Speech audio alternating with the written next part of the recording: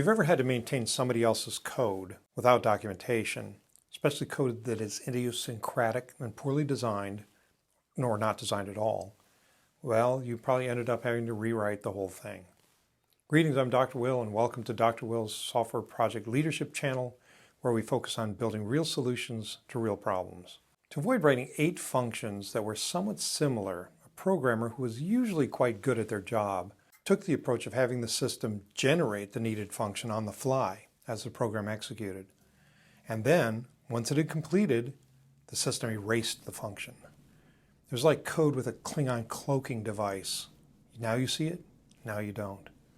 Clever, too clever by half.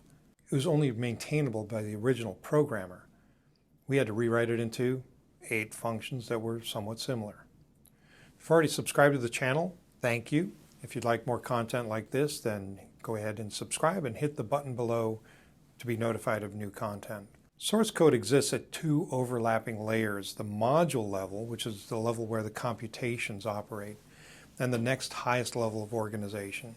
The grouping of those computations into packages or files or classes. The grouping mechanism is determined by the language being used. Most software for any reasonably large program is built in a hierarchy above those 2 levels. This hierarchy is largely documented, where it is documented, in the software design.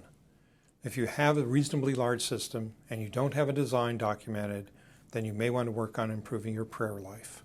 This hierarchy is quality assured during reviews of the design and code and tested in the integration tests validating the hierarchy. The integration tests exercise the interaction among the packages, files, classes, whatever. Oh, you don't have integration tests either.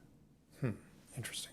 Once all that hierarchy has been validated, the entire system gets its own checkout, whereas everything up to this point has been introspective, looking inward at how the system does its job. The system level test and evaluation is going to look at how the entire system behaves and how it interacts with other systems that it connects to. All of that complexity, the code itself, has to have certain characteristics. It needs to be descriptive, simple, modular, traceable, consistent, expandable, and testable. If you want more information about those characteristics, let me know.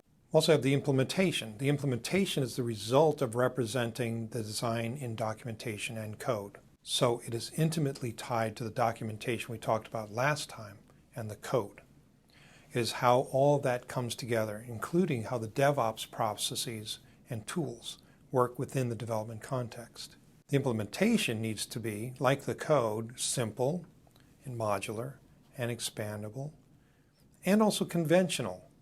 It may be the case that there are unique and obscure aspects of the problem that you are solving that require extraordinary solutions, like the Klingon cloaking device module, but probably not. Keep it simple, plain vanilla implementation. This isn't art, it's engineering. Implementation unifies the documentation and code, creating a maintainable system of all of it. I guess the best advice is not to try to be too clever. Save clever for your stand-up routine at the comedy club. This channel is dedicated to helping software projects succeed, not just in the short term, but in the long. So if you'd like more content like this, then be sure to subscribe, hit the bell. Be sure to subscribe and hit the bell to be notified when more content becomes available. Also, if you have any questions, put them in the comment below, and I'll be happy to entertain them in a later episode. That's it for me, for you for now. Hope you have a great day and a great week ahead.